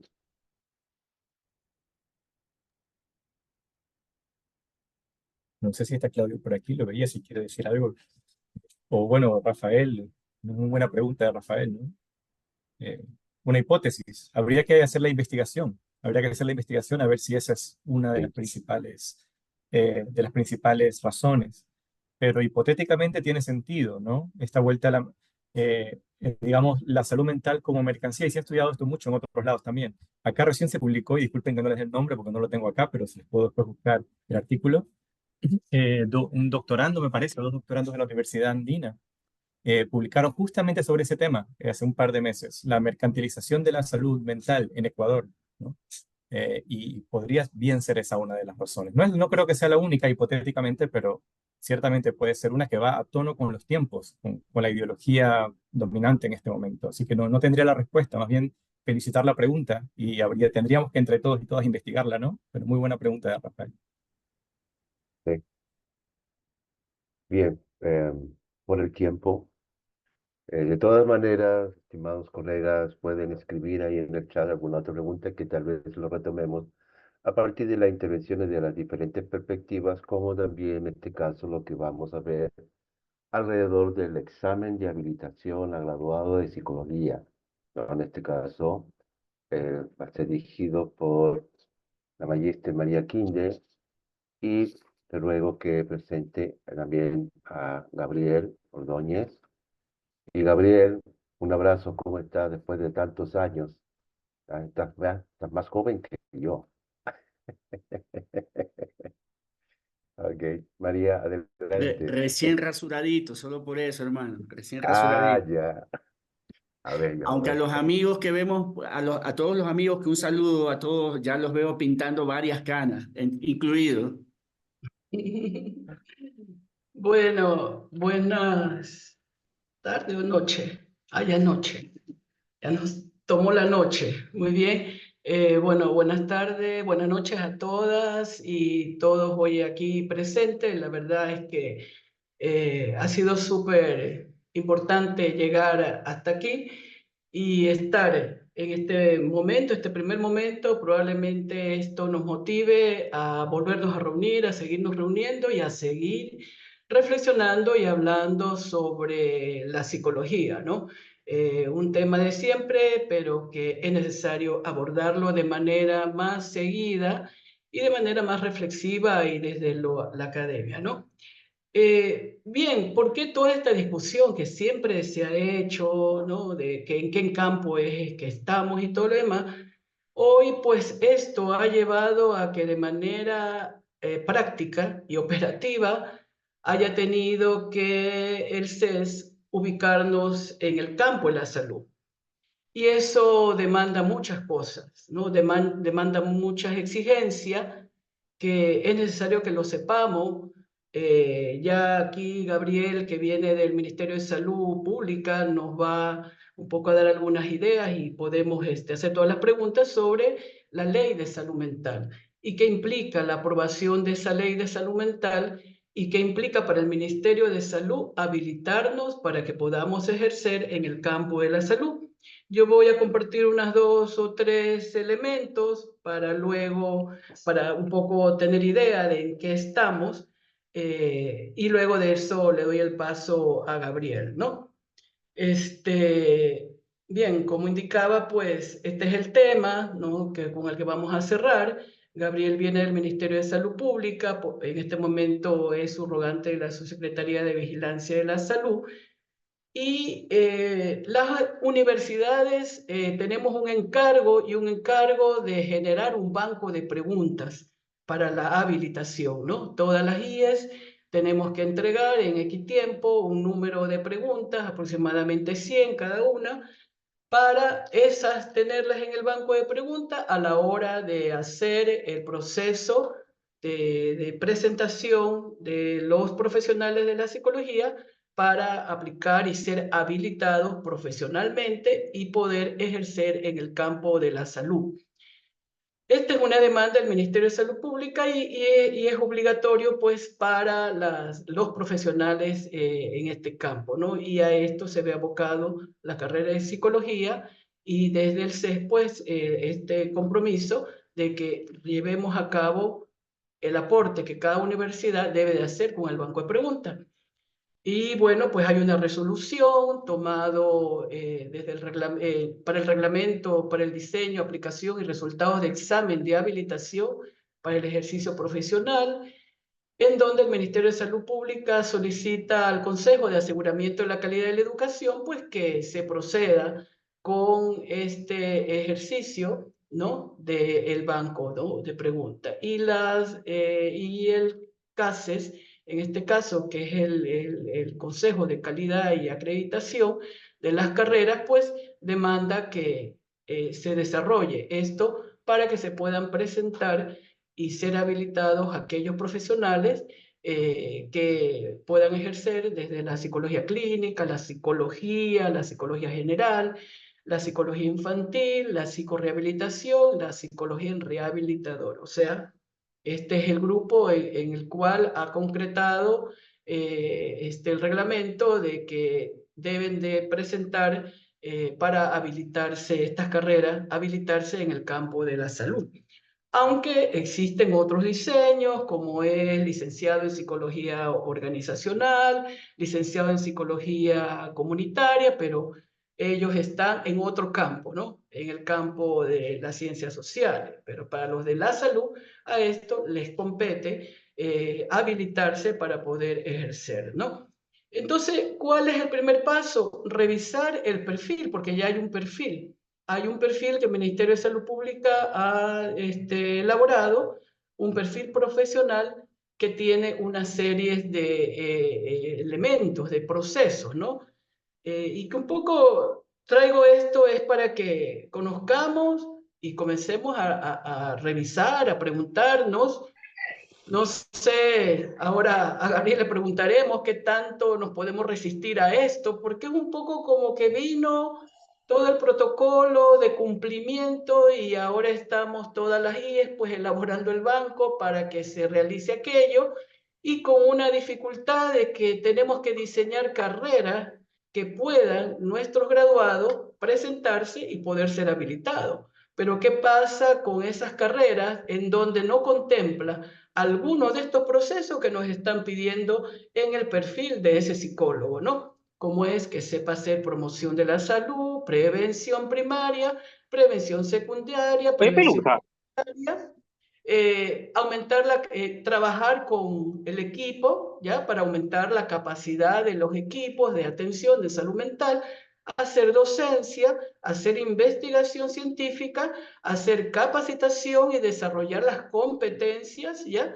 Diseñar, planificar, organizar e implementar políticas y normas de salud pública y salud mental y gestionar también, ¿no? Gestionar con las diversas organizaciones, instituciones y servicios y finalmente fortalecer el servicio y sistema de salud. Nosotros tuvimos varios debates en nuestra facultad y decíamos, a ver, nuestros graduados, ¿hasta dónde llegarían? Promoción de la salud, prevención primaria en la salud mental, prevención secundaria, prevención terciaria, tratamiento, psicoterapia, rehabilitación y todo lo demás. Y entendimos un poco que el banco de preguntas que teníamos que elaborar tendría que llegar hasta un perfil de grado, porque nos parecía que todo esto tenía que ver con un perfil de grado y posgrado, ¿ya? De un magíster en salud pública o de una carrera específica en el tema de salud pública, ¿no? Sin embargo, todavía hay algunas de esas inquietudes y la última reunión que tuvimos con un compañero de salud igual, un poco se nos indicó que las carreras tienen que estar diseñadas para que todo esto sea capaz de hacer un profesional de grado y que pueda fortalecer varios de estos elementos con una maestría, ¿ya? Y vimos que en la ley, ¿ya? Gabriel decía que puede ejercer un psicólogo, ¿ya? Con título de tercer nivel, pero que haya realizado prácticas preprofesionales atendiendo a personas. O título de tercer nivel, que no haya hecho práctica, pero que tiene una maestría en la cual haya prácticas preprofesional atendiendo a personas, ¿ya? Entonces, esos son los elementos que han cruzado en estos. Sabemos que hay mesas de conversación El reglamento nos indicaron que ahora en mayo ya concluía y empieza a partir de eso el ejecútese, ¿no? Y por eso está invitado Gabriel para que un poco pueda aclarar algunas de estas dudas que podamos tener. Este es el documento del perfil profesional. Miren, por ejemplo, promoción de la salud. Todo lo que debe de hacer. Esto es todo lo que debe de hacer ese profesional. Nosotros en nuestra carrera y en muchas carreras probablemente de la ciudad o del país pudiera decir, bueno, mis estudiantes están formados para hacer promoción de la salud, están formados para hacer diagnósticos comunitarios, para hacer mapeo, para hacer, potenciar los recursos en la comunidad, o también que están formados para hacer prevención primaria, ¿sí? O prevención secundaria. Sin embargo, ¿qué pasa con la prevención terciaria, la rehabilitación? Entonces, es esto un poco que les pongo así para que conozcamos, para que sigamos indagando y bueno, pues luego de esto dar paso a Gabriel para que nos pueda dar algunas pistas de que si esto es así, hay que formar una nueva malla donde ese profesional de grado pueda llevar a cabo todo esto, o hay niveles y que al momento de presentarse pudiera concursar para el nivel de grado o luego ya para todos los 14 procesos que se pide y ya para eso puede presentarse con una maestría, ¿no?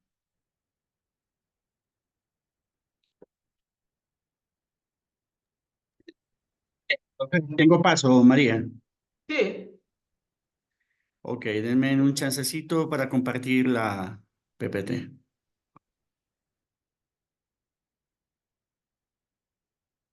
¿Ahí se está visibilizando? Sí. Sí, muy bien. Ok. Bueno, un gusto con todos. Siempre un placer volver, aunque sea de manera virtual, al alma mater. Cuando sacamos el tema de la ley de salud mental y es algo, no sé si es que aplica que nadie es profeta en su propia tierra en este caso, pero la primera universidad y la primera facultad que se me cruzó por la cabeza de poder hacer la socialización fue precisamente mi facultad. Pero no me pararon bola. He dado la socialización en varias universidades a nivel país desde que salió. He estado dándole 2 meses al tema de la socialización.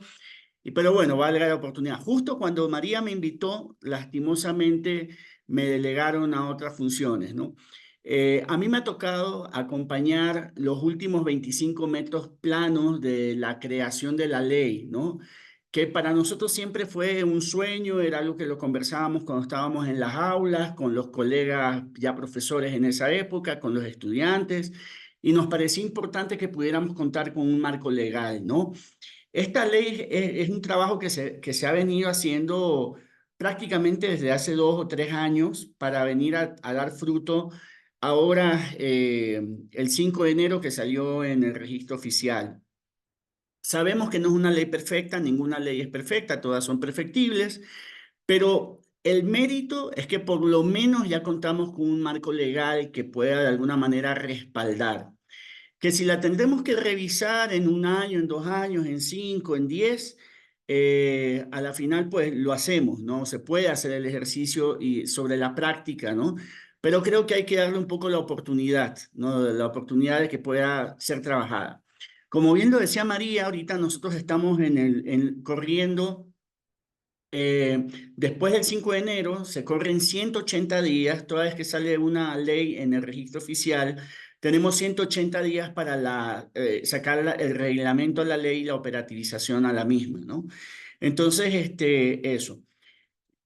Toda esta problemática que se ha venido generando sobre los psicólogos, de si son salud, no son salud, es un poco porque y esto lo lideró nuestra facultad, se hacía el proceso de reflexión de que la carga horaria, formativa de los psicólogos a nivel mundial era mucho menor. que había que sacar psicólogos en menos tiempo, con otras competencias, etcétera, etcétera, ese proceso que se llevó a nivel país, yo creo que no midió todos los vacíos legales que iba a dejar, ¿no? Hubieron muchas universidades que se sumaron a la propuesta de sacar psicólogos generalistas para posteriormente, a nivel de posgrado, sacar las especialidades. Pero por las diferentes circunstancias que se dieron en los cambios de programas, de universidades, de financiamiento y demás, esos programas de posgrado fueron muy difíciles que vieran la luz, y entonces ahí se fueron generando brechas. Una situación, y no pensando, por ahí me quedó sonando esto de la comercialización de la carrera, pero algo que también hay que entender es que y dentro del escalafón, ¿no? Cuando un profesional se forma con menos años, menos carga horaria, menos tiempo, el Estado le paga menos. Existe un escalafón, ¿ya? Entonces, esos profesionales, nuestros docentes, que se graduaron con 6 años de formación, al momento de ingresar al Estado, entraban con un sueldo del mismo de una licenciada en enfermería, perdón, de un médico o de un odontólogo que entra al Estado ganando $1,676. Los que nos formamos con 5 años de formación, entramos al Estado ganando con 1,212. Y los que ya se van formando con 4 años de formación, empiezan en el Estado con 896 o 908, más o menos. Entonces, quiéralo o no, en vez de ir creciendo en el tema salarial a nivel de Estado, sin querer queriendo, quizás no se lo visibilizó en su momento, al formar en menos tiempo un profesional psicólogo, le estamos perjudicando no solamente al nuevo profesional que ya entra ganando menos, sino obviamente a los que nos formamos en otras épocas y que a la final, en un momento de transición, salimos de un trabajo y buscamos otro a nivel de Estado, y entonces le dicen, no, pues si ya tengo al que le puedo pagar 896, en vez de pagarte a ti que tienes 1,212, con toda la experiencia, estudios de posgrado, etcétera, etcétera, en los que uno hubiese invertido, ¿ya? Porque el perfil del Estado dice eso, ¿ya? Entonces, esa es una de las cosas que la pongo ahí sobre el tapete. Vamos a ir viendo el tema de la Ley de Salud Mental. Esta fue aprobada el 14 de diciembre y el 5 de enero ya fue publicada en registro oficial y tenemos hasta el 5 de julio para sacar el reglamento. Esta ley cuenta con 8 capítulos, 74 artículos, 12 disposiciones generales, 8 disposiciones transitorias, 5 disposiciones reformatorias y 1 disposición final. Los ámbitos de aplicación de la ley, pues obviamente toda ley lo que busca es hacer rectoría. Consideramos que al no tener una ley antes, pues no habían todos otros articulados de ley, pero que específicamente sobre la salud mental no existía, ¿no? Generación de una red articulada de servicios de salud mental. Si bien es cierto, el Ministerio de Salud Pública es el órgano rector, tenemos un Sistema Nacional de Salud, pero en el Sistema Nacional de Salud siempre se termina hablando de la transversalización de la salud mental, y eso puede ser un arma de doble filo, porque mientras no se visibilice la salud mental como un elemento propio de todo este Sistema Nacional de Salud, se va un poco difuminando el tema de la rectoría que se quiere hacer sobre la salud mental, ¿ya? Articulación intersectorial para el trabajo en promoción de la salud, prevención de factores de riesgo psicosocial, regulación de la atención integral y sus procedimientos, prohibición de tratos que vulneren los derechos humanos de las personas durante su atención. Se ha tratado de aterrizar mucho las malas prácticas que se vienen generando en los centros irregulares especializados para el tratamiento de alcohol y drogas y otro tipo de prácticas que se suelen hacer en estos centros, entre comillas. La regulación del ejercicio profesional. Precisamente el día de hoy, en la elaboración del borrador, estábamos tocando el tema de las consecuencias y hasta dónde puede llegar el tema del reglamento en aquellos colegas que generan mala práctica, más allá del tema penal, ¿no? El tema penal será otro, pero esta ley debe de dar también algunos tipos de sanciones como son el tema de un tiempo perentorio del no ejercicio profesional, que iría en aumento dependiendo de la gravedad de la falta de los compañeros, ¿no?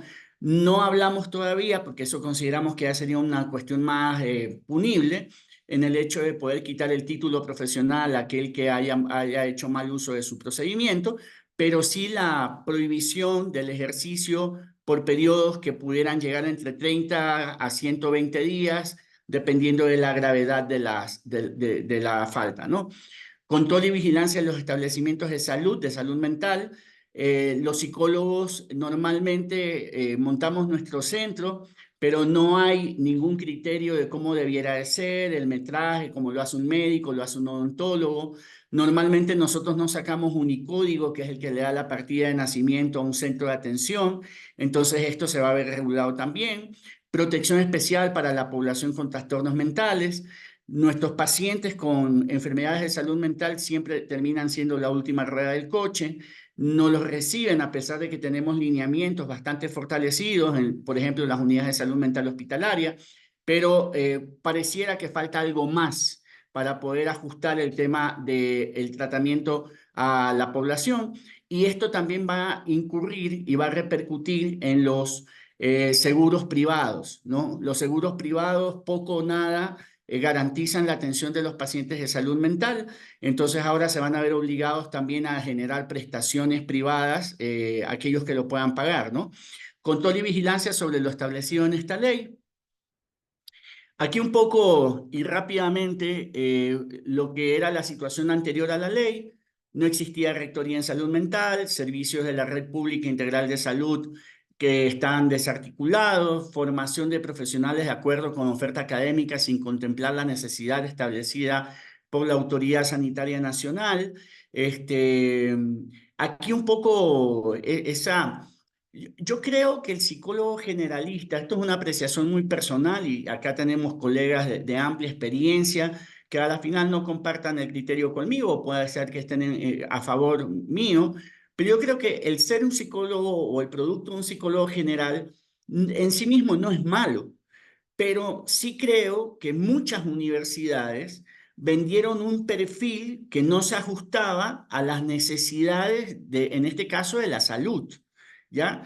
Entonces, hoy por hoy, y tengo que decirlo abiertamente, nos llegan estudiantes de las diferentes universidades a hacer un tiempo cortito de práctica preprofesional que en muchos de los casos ni saben hacer entrevista, ni saben hacer una historia clínica, el llenado de formularios, formatos, etcétera, ¿ya? Entonces, en ese sentido, yo siempre, bueno, le digo a mis estudiantes, ¿no? Les suelo decir a mis estudiantes, ¿cómo es? Psicólogo que no sabe hacer historia clínica o el llenado de un informe que es común a todas las especialidades, es como un odontólogo que no sepa sacar muelas, ¿no es cierto? O sea, es lo más básico, lo más básico. ¿Ya? Manuel. Sí, Gabriel, disculpa que te interrumpa, pero es que tengo la pregunta ahí. Sí, dale. Bueno, primero saludarte, gran amigo, hace tiempo no nos veíamos, nos vemos ahora acá. Gracias por estar ahí apoyando con tu saber. Yo quiero hacerte una pregunta que intuyo que muchos de los que están acá, que algunos somos profesionales, pero también hay muchos estudiantes de psicología. Y quiero quizás adelantarme también en honor al tiempo, porque veo que estamos un poco sobre el tiempo. Y a las 8 tengo clases, tengo que ir a las clases. Sí. Yo pienso que muchos estudiantes, si yo fuese estudiante ahora mismo, diría, ok, todo esto está muy interesante, señor compañero de ministerio, pero ¿nos va a tomar un examen el ministerio cuando querramos trabajar o no? Ya voy a eso. A quienes no. Perdón que estoy así como diciendo lo que los estudiantes quizás quieren que tú les respondas. Disculpa mi atrevimiento. Ya, gracias Manuel. A ver, la ley ya lo determina. Lo que tenemos que regular en el reglamento es la forma en la que el examen se va a hacer. A ver, aquí viene un tema interesante, ¿no? Las universidades pueden, si quieren, seguir sacando psicólogos generales. Nadie los está obligando ni se les está diciendo que necesariamente tengan que entrar en el campo de la salud todos los psicólogos. Eso no se está diciendo en ningún momento, ¿ya? Pero el psicólogo de cualquier general, de infantil, el mismo clínico y cualquiera que quiera entrar a ejercer en el campo de la salud, y eso ya lo dijo María, tiene que cumplir básicamente con 2 requisitos. En su formación debe de garantizar que tenga atención directa al paciente. No hemos mencionado aún la cantidad o carga horaria que deberían de hacer de atención directa al paciente. Yo te puedo, bueno, tú y yo nos formamos con cerca de 1.200 horas de práctica divididas en 3 años de especialidad de pregrado, ¿no? O sea, era pesadito, ¿no? Todos los años, tercer año, todas las materias eran psicopatología y entonces tenías que hacer 10 pacientes por materia, 10 casos, ¿no? Cuarto año ya tenías que hacer como 460 horas de práctica y el último año hacías como 640, que prácticamente hacías un internado ahí, ¿no? Sumando y restando, esa era la carga formativa nuestra, ¿ya? Que se ha visto bastante disminuida sensiblemente. Lo que nosotros estamos proponiendo es, ok, no pensemos en 1.200, pero pongámonos de acuerdo cuánto sería el tiempo perentorio entre las IES para poder garantizar que se desarrollen ciertas competencias.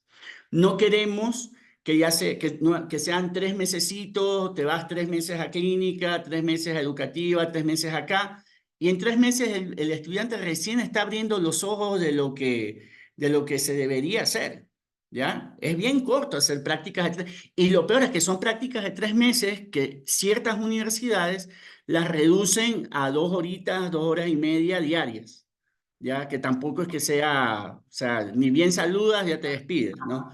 Entonces, pero eso no lo hace, no, o sea, eso no es algo que nosotros vamos a imponer. Es más bien ustedes como universidad, en el proceso que vamos a tener articulado con las mesas técnicas, debemos de llegar a un acuerdo y decir, yo creo que esta es la cantidad de horas mínimas que deben de realizar. Lo otro es que viene el examen de habilitación. También en ese examen de habilitación nosotros no les vamos a indicar cuáles son las preguntas, más bien ustedes son el equipo consultor, nosotros acompañamos en el proceso como órgano rector hasta que salga una base de preguntas en las cuales el estudiante pueda demostrar que tiene conocimientos sobre el ejercicio de la psicología de la salud, ¿ya? Entonces son esas 2 cosas. Y hay un tercer momento, que ese sí está más peleado, que también lo establece la ley, porque cruza por una cuestión económica. Y es que hemos planteado lo del año rural del psicólogo, ¿ya? Entonces, hacer el año rural, porque si van a ejercer en el campo de la salud, el licenciado en enfermería se va de rural, el odontólogo hace rural, ¿ya? Todos los profesionales de la salud se van a hacer rural. Entonces, psicólogo que quiera ejercer en la salud, que tendrá que hacer la rural también. Esto a nosotros nos permitiría algunas cosas. Primero, que todo el que hace la rural recibe un sueldo. O sea, usted ejerce y va a tener un monto que no es todavía el monto del profesional, pero que le garantiza la subsistencia de un año. Y lo otro es que nos va a permitir a nosotros como ministerio el hecho de salvar la brecha de talento humano que nosotros tenemos como MSP en el campo de psicólogos. Los psicólogos a nivel país solamente son 1.200, ¿ya? O sea, sumas, restas, multiplicas y divides para la cantidad de programas que tenemos y no nos abastece. Todos los psicólogos están saturados, quemados, etc. Entonces, pero todo esto que he mencionado se debe de ajustar a través de las mesas técnicas de trabajo que se van a generar en este mes. Ya estamos, justo hoy día estaba conversando con una de mis especialistas y ya tiene que salir la convocatoria para más tardar tercera semana de mayo, empezar a hacerlo. Hemos pensado lo siguiente, estamos pensando hacer un drive en donde se pongan diferentes temas de trabajo, en donde se puedan hacer aportes con preguntas generadoras y que sea abierto al público. Entonces, que se les diga a todos los que quieran aportar y revisar a través de esta herramienta, poder ahí cliquear, contestar, aportar, ¿no? Entonces, eso facilita mucho la visión a nivel país. Y luego lo otro es hacer, bueno, yo sinceramente quería hacer 3 mesas presenciales, una Guayaquil, Quito, Cuenca, para lo del reglamento, pero no nos da el presupuesto, estamos sin plata. Es la verdad. Entonces, lo que vamos a terminar haciendo yo creo que es un encuentro nacional para todos los que buenamente puedan ir a Quito, que es lo que se nos hace económicamente más factible para el Estado, y hacer 2 o 3 encuentros virtuales, asimismo como por secciones, ¿no? Entonces, con temáticas en común que se puedan trabajar y aquellas personas que deseen aportar en esas temáticas en particular, pues se inscriben y participan de las mesas virtuales.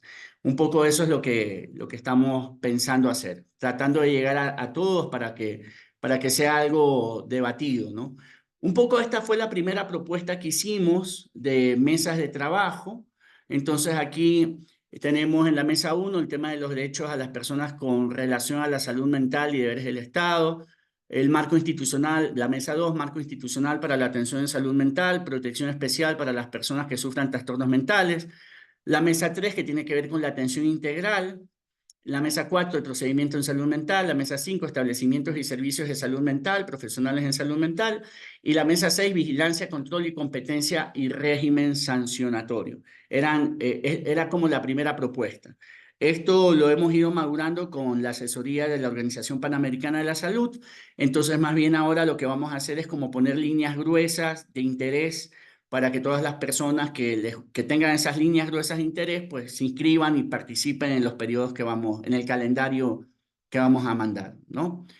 Bueno, un poco porque a veces, esto sí lo quiero dejar un poco claro, ¿no? Porque a veces por ahí siempre salen los retractores, ¿no? Dicen, mira que ahora está Gabriela acá, que no sé qué, que no la mueve, que no la hace, que no sé qué, ¿no? Siempre hay un poco los retractores, ¿no? Pero a veces hay que ponerse de lado y lado, ¿no? Yo he estado muchos años en el lado operativo, también he estado en la parte administrativa, entre idas y vueltas. Yo ya no estaba en el Ministerio de Salud hasta que me jalaron a asumir esta responsabilidad. Yo estaba ya ejerciendo en la privada, en el neurociencias, y pues bueno, se dio la oportunidad y pues ahora nos tocó asumir esta importante responsabilidad, ¿no?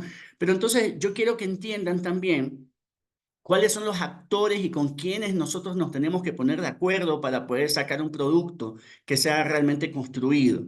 Cuando hablamos de Ministerio de Salud Pública, no estamos hablando de una sola institución, por así decirlo, una sola a nivel nacional, pero participan diferentes direcciones.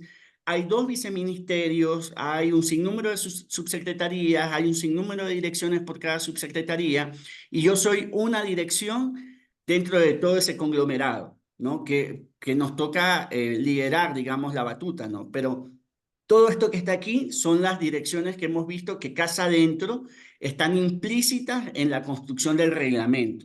Entonces, primero, el primer ejercicio que estamos haciendo es ponernos de acuerdo nosotros para poder no llegar en vacío y tener un borrador sobre el cual podamos discutir, cambiar, quitar, aumentar, etc.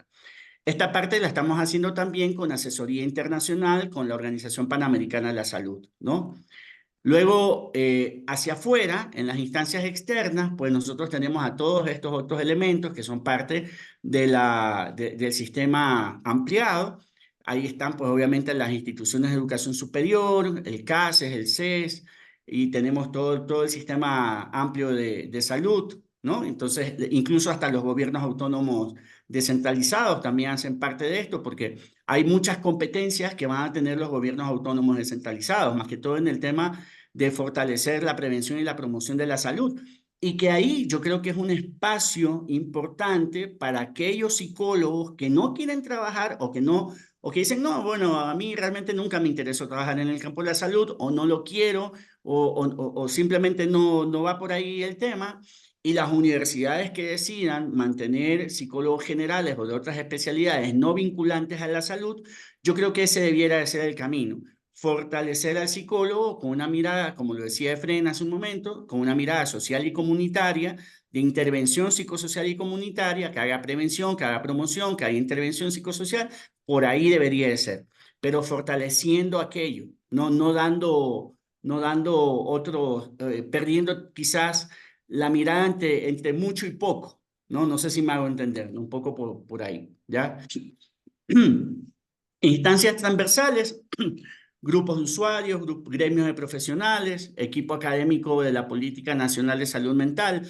No sé si ustedes conocían esto, pero existe dentro del ministerio, tenemos un equipo académico de la Política Nacional de Salud Mental, que aparte de, nosotros tenemos algunos cuerpos que estamos trabajando. La Política Nacional tiene que salir ahora en el mes de junio, ¿ya?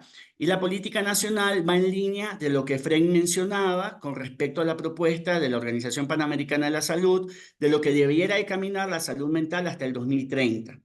¿Ya? Y la visión del Estado hasta ahora se sigue manteniendo en que tiene que ser con visión intercultural y comunitaria, familiar y comunitaria, como lo establece el MAIS-IFC, ¿no? El Modelo de Atención Integral en Salud, intercultural, familiar y comunitario. Entonces, la mirada de la salud mental va enfocada mucho hacia lo comunitario y para eso se está trabajando toda la política pública.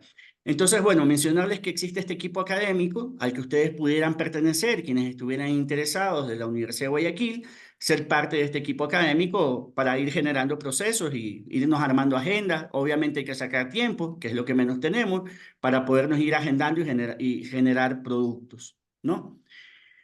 Bueno, este cronograma fue también nuestra primera propuesta. Esto ya ha cambiado. Estamos en el mes de mayo y recién vamos a hacer la convocatoria para trabajar las mesas técnicas del reglamento a la ley.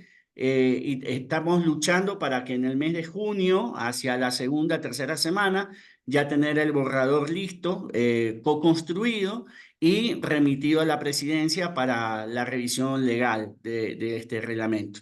Manuel, dime. Perdón, Gabriel, segunda interrupción. Estoy pensando en el tiempo y veo una pregunta que está en el chat que te la quisiera amplificar, ¿no? Porque es muy Por concreta. supuesto. De Santiago. Hola, Santiago, ¿cómo estás? Los tiempos. Y te leo la segunda parte, quizás es la más que puedas más responder con precisión. Pregunta Santiago, ¿el examen de habilitación tendrá un temario sobre el contenido y cuál será el costo del examen de habilitación? La primera que pregunta Santiago creo que ya la respondió Gabriel. Sí, va a ser para todos, no importa la malla que hayan tenido. Si quieres en sector SACTUR, vas a tener que dar el examen. Esas son las otras dos preguntas. Si podrías quizás aclararle, Gabriel, y pedirte que vayas de lo posible cerrando porque tienes que irte a tu clase a las 8 y también estamos abusando del tiempo de los demás. Pero muchísimas gracias por todas estas aclaraciones. Gracias.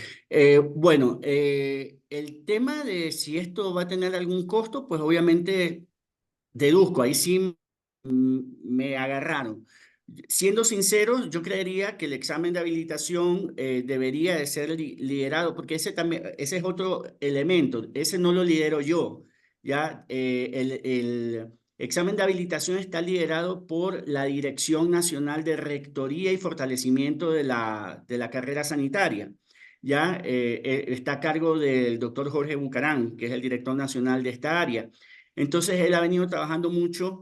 Yo ya le dije, le insistí que cuando sea el tema de ya sentarnos a hacer las preguntas, que me convoque también para poder, o sea, obviamente nosotros somos quienes manejamos digamos, la teoría y ellos manejan el método, ¿no? Entonces, para aportar un poco en ese sentido. Pero yo creería que debiera ser a nivel público. Ya no sé, no creería que vayamos a hacer una cuestión público-privada. No, debería ser el examen de habilitación, se lo hace a través de la función pública y por tanto no debería de tener costos. Bien, entonces, bueno, mencionar esto que ya creería yo más o menos lo tienen claro. Para nosotros como Ministerio de Salud Pública, quienes van a ser considerados en el tema de la salud, pues tienen que ser profesionales con tercer nivel en medicina, con especialización en psiquiatría, pensando pues en los médicos psiquiatras, profesionales con títulos de tercer nivel en psicología, siempre que dentro de su nivel de formación realicen las correspondientes prácticas preprofesionales de atención a pacientes, que no es hacer los famosos proyectos de vinculación, que a veces tampoco es que aporten mucho a la formación del perfil. Ya, ahí tengo mis quejas, mis críticas también a estos proyectos de vinculación. A veces no aportan, ¿hasta qué punto aportan realmente en el proceso formativo? No siempre. Profesionales con títulos de tercer nivel en psicología que no hayan realizado prácticas preprofesionales, pero que cuenten con títulos de cuarto nivel en el área de la salud y que realicen las correspondientes prácticas preprofesionales de atención a pacientes. Bueno, esto es importante, ¿no? Usted se graduó de pregrado la universidad a la que usted haya pertenecido no le dio una carga horaria o las prácticas que usted realizó no fueron de atención directa, no se hicieron los convenios con el ministerio. Eso también es algo que ustedes como IES deben de realizar. Y entonces, cuando haces el cuarto nivel, en el cuarto nivel, las universidades también van a tener que garantizar esto.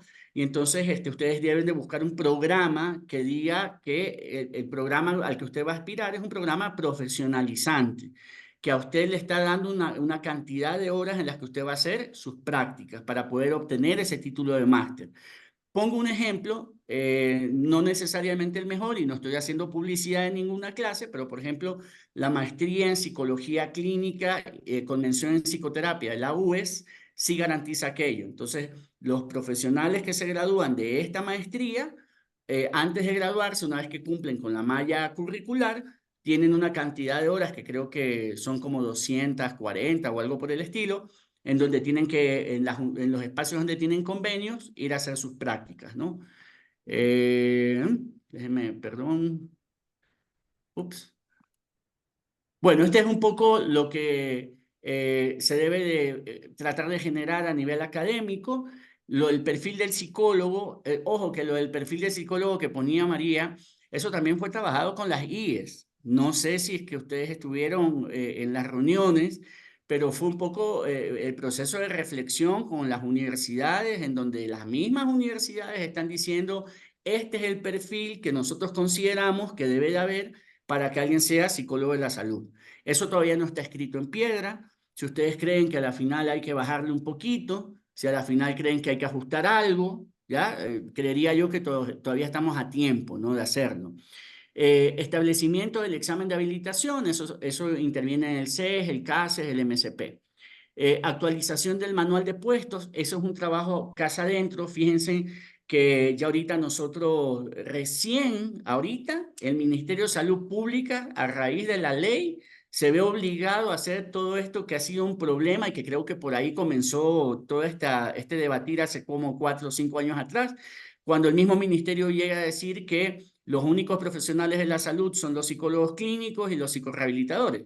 Eso todavía se mantiene. O sea, para yo contratar en el ministerio, no, miento, ya se está aperturando, pero todavía hay que hacer algunas reformas, porque ya la ley establece quiénes son considerados profesionales de la salud. Pero antes solamente entraba el clínico de pregrado y el psicorehabilitador de pregrado. Fíjense en que ha pasado más de 10 años desde que estamos arrojando psicólogos generales, y eso, quiéralo o no, le ha hecho mucho daño a los compañeros que bien o mal se les dijo que podían hacer psicología de la salud, pero el ministerio mismo no los aceptaba, ¿no? Y tenían que ir a educación o a otros espacios laborales, ¿no? Inclusión del profesional de psicología dentro del equipo de ICE, eso también es Lucía, ya te doy la palabra. Los equipos de ICE son el equipo de atención integral en salud del primer nivel de atención. Tradicionalmente, como los psicólogos somos buena gente, los psicólogos acompañábamos al EAIS, pero porque somos buena gente, ¿ya? Pero ahora está normado. Antes no éramos parte del EAIS por normativa. Ahí iba el médico, iba la enfermera, iba el TAPS, iba ¿cómo se llama? El obstetra. Pare de contar, ¿no? Entonces ahora ya obligadamente vamos los psicólogos.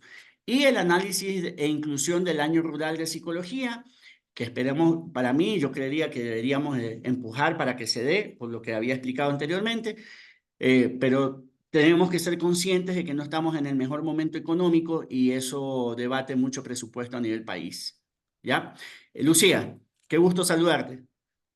Hola, ¿cómo estás? Un gusto. Es algo muy rapidito, una reflexión de lo que he escuchado, más que una reflexión.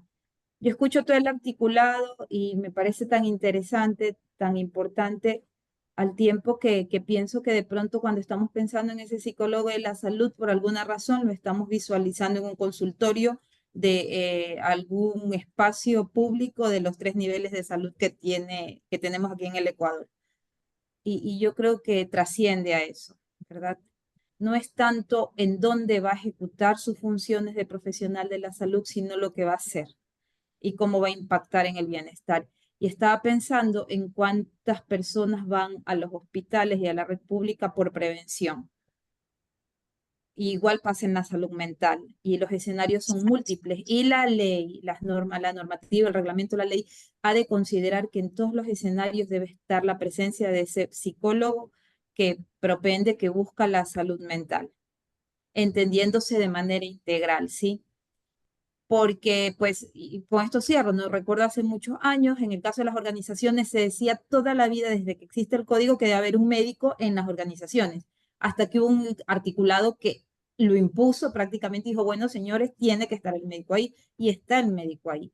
Y también debe pasar igual en otros escenarios, sin que se quede ese énfasis de que solo si vas a ir a un centro de salud tienes que tener esa habilitación o más que la habilitación, la posibilidad de hacer salud mental, porque si no estamos en la enfermedad y no en la prevención, y es mucho más complejo. Por eso, pues, estamos a veces lejos de esa calidad de vida. ¿Dónde está la prevención? Por favor, compañero, usted que tiene esa voz tan importante, ya que nos está transmitiendo el mensaje, sacarnos del consultorio no es el único espacio para hacer salud. Completamente de acuerdo, mi querida Lucía. Y de hecho, lo que voy a decir, espero que no se lo vaya a malinterpretar, pero yo soy partidario de que deberíamos de manejarnos como ciencia psicológica, ¿no? Como fue la visualización de nuestra facultad, que creo que yo es una de las pocas que está independiente como ciencia psicológica, ¿no es cierto? Pero yo creería que deberíamos de caminar realmente al posicionamiento de la ciencia psicológica si vivimos repitiendo lo bio, lo psico, lo social, ¿no? Entonces, encasillarnos dentro de la salud o volvernos a encasillar dentro de la salud a unos y a otros no, como que sí nos hace regresar a ciertos viejos paradigmas, ¿no es cierto? Pero en todo caso, yo sí soy partidario de aquello, pero, y aquí es donde voy a decir lo que espero que no me malinterpreten, pero ante la ausencia, ante los vacíos legales que venían arrastrándose, ministeriales y de todas las organizaciones que no se visibilizaron en su momento, yo creería que en este momento en particular es lo políticamente correcto. Ya, creería yo que les da oportunidad a los compañeros, de alguna forma, que quieran vincularse a salud. Hay que saber que dentro del Ministerio de Salud Pública es donde mejorcito pagan a los psicólogos. Eso también es una cuestión que no deja de ser atractiva e interesante. ¿Ya? Entonces, yo creería que en este momento, como están las cosas, es lo políticamente correcto. Ahora, vuelvo y repito, espero yo que con el tiempo, ustedes, mi persona, hasta donde se pueda, tengamos espacios como este de reflexión y en algún momento, a corto, mediano o largo plazo, podamos rever este trabajo que hemos venido realizando con respecto a lo de la ley. ¿Ya? Bueno, entonces, déjenme ver por aquí algo más. Bueno, rol de las instituciones educativas en la formación de los profesionales de salud mental, la definición de las mallas curriculares, obviamente se van a ver obligadas a hacer ajustes en las mallas, hay que ir trabajando ya en esto, acreditación de las carreras dentro de las ciencias de la salud, las universidades que deseen sacar psicólogos pensados para el campo de la salud, ya saben todo lo que se tiene que hacer y cuál es la mirada o el perfil actual. Formación en salud mental de base comunitaria con enfoque en salud pública y coordinación con la Red Pública Integral de Salud para establecimientos de convenios para el desarrollo de prácticas preprofesionales. Y esa es otra que les voy a jalar las orejas a mi alma mater, porque desde que estaba en la zona les he venido diciendo, aprovechen que estoy en zona para la creación de los convenios. Y eso lo venía diciendo ya hace 4 años atrás. Y todavía creo que no han hecho convenios con la coordinación zonal. Pero en todo caso, bueno, ahorita tampoco es de mi competencia el tema de los convenios, eso también es con rectoría, pero si gustan o piensan ya la creación de los convenios con el Ministerio de Salud Pública, hasta donde les pueda ayudar siempre a las órdenes, ¿ok? Estoy un minuto pasado para mi clase, no sé si haya alguna pregunta más y me voy. Creo que no tenemos ya más tiempo, aunque ya ha creado el bichito de la inquietud y tenemos que reflexionar como observatorio, tal vez la necesidad de algún tipo de evento ya replicado, ¿no? Entonces he dejado ahí en el chat que algún tema que le interese en el momento dado en el observatorio lo puedan poner y por supuesto, bienvenido. Antes de irnos, Gabriel, muchas gracias por tu participación. También Manuel, también Claudio, mis compañeros, a todos los estudiantes, futuros colegas, es importante estar bien informado, bien informado. Ustedes ya me vieron en las clases, debemos estar bien informados y qué es lo que vamos a hacer, ¿ya? Entonces, antes de eso, quiero anunciarle el siguiente evento que vamos a tener en junio, oportunidades de estudio. Yo me despido. Chao. Gracias. Un abrazo. Gusto verlos a todos. Oportunidades de estudio en el extranjero, admisiones y becas, que lo va a dar la magíster Nadia Soria y el magíster David. Gracias, Dani. De los doctorados Universidades Españolas. Muchas gracias, estimados compañeros, estimados estudiantes, invitados. Un abrazo. Nos veremos en alguna otra oportunidad en junio. Atentos. Pueden retirarse, mis estimados. Muchas gracias. Chao, un abrazo a todos y todas. Nos vemos la próxima. Gracias por la participación. Nos vemos en junio. Hasta junio.